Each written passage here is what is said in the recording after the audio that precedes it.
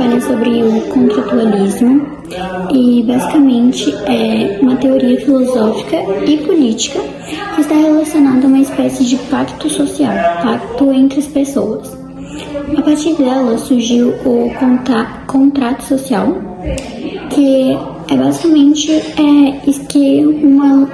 um contrato que estabelece leis, moral, costumes e um conjunto de instituição para que a vivência da sociedade seja mais harmônica, né?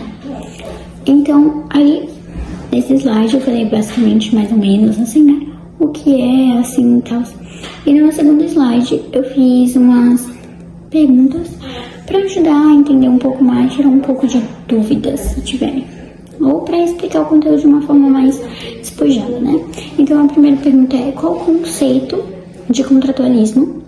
E, basicamente, é um modelo teórico criado para explicar o surgimento da sociedade. Então, eles queriam, com isso, buscar uma explicação para a sociedade, né? Uma forma melhor de viver e tal. O que os filósofos contratualistas buscavam explicar? Eles buscavam explicar a origem da sociedade, como eu falei, e o fundamento do poder político e um contrato social entre os indivíduos, que eu falei mais cedo que foi criado um contrato social, né? Marcando o fim do estado natural e iniciando a vida social e política, né? E a última pergunta foi: o que os contratualistas defendem? Os filósofos que defendiam que o homem e o Estado fizeram uma espécie de acordo para viver em harmonia e ter uma sociedade mais, de boas. No caso, um contrato, a fim de garantir a sobrevivência.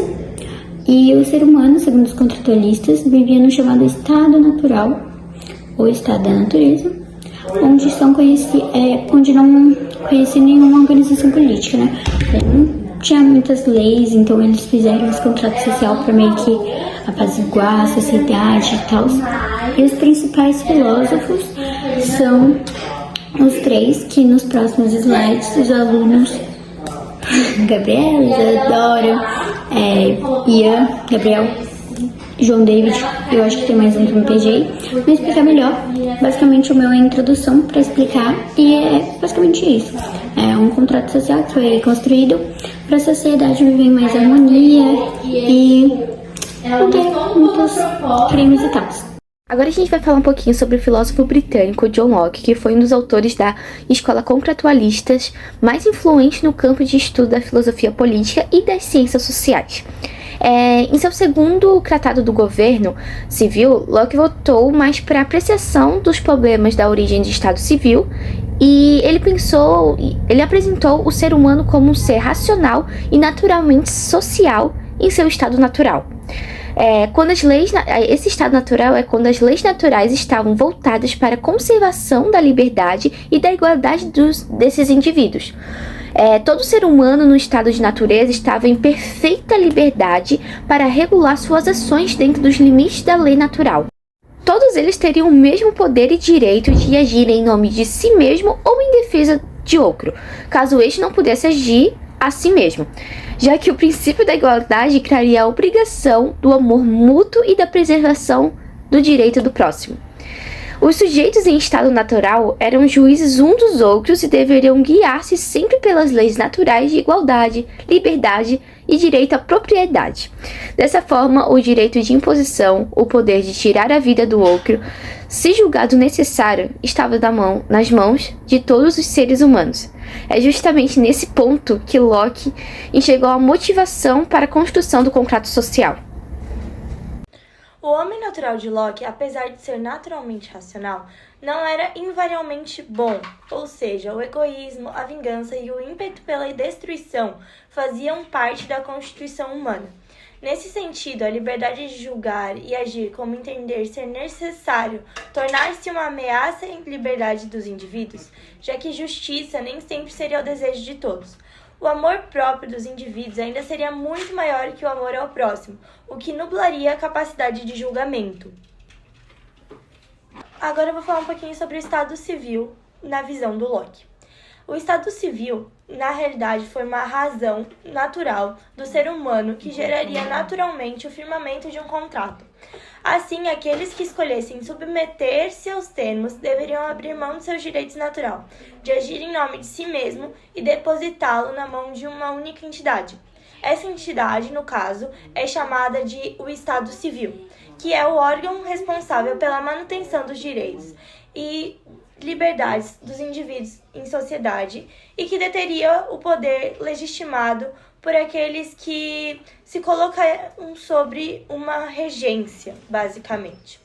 O Locke, no entanto, ele acreditava que mesmo o grande Estado estaria sujeito à corrupção, já que ele também seria formado por seres humanos que também erram. Nesse contexto, o Locke ele era defensor da liberdade de interferência dos indivíduos, caso o bem comum estivesse em perigo iminentemente.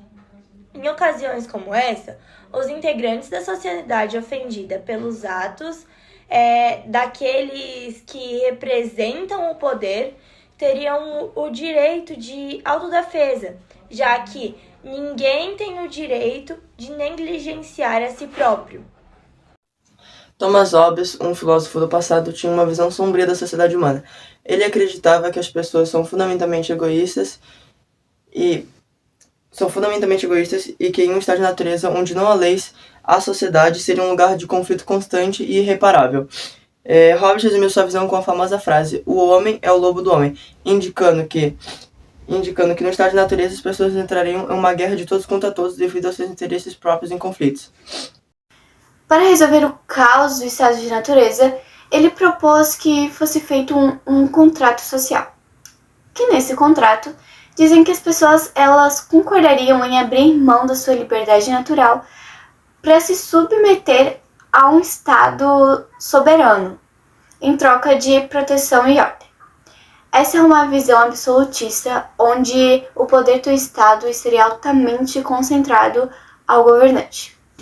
Segundo o Thomas Hobbes, para ele, não importa o que o Estado fizesse, o Estado poderia fazer qualquer coisa para que pudesse manter a ordem no Estado. Mesmo que parecesse imoral, eles poderiam fazer, porque o povo e as pessoas não poderiam se rebelar, porque estava escrito isso no contrato.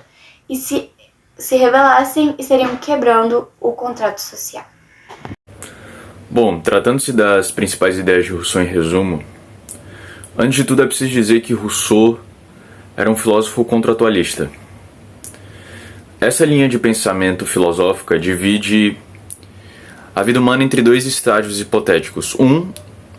O estágio natural da vida na natureza, e 2, o estado imerso na vida da sociedade, onde nós temos códigos, leis e normas que criam essa convivência social.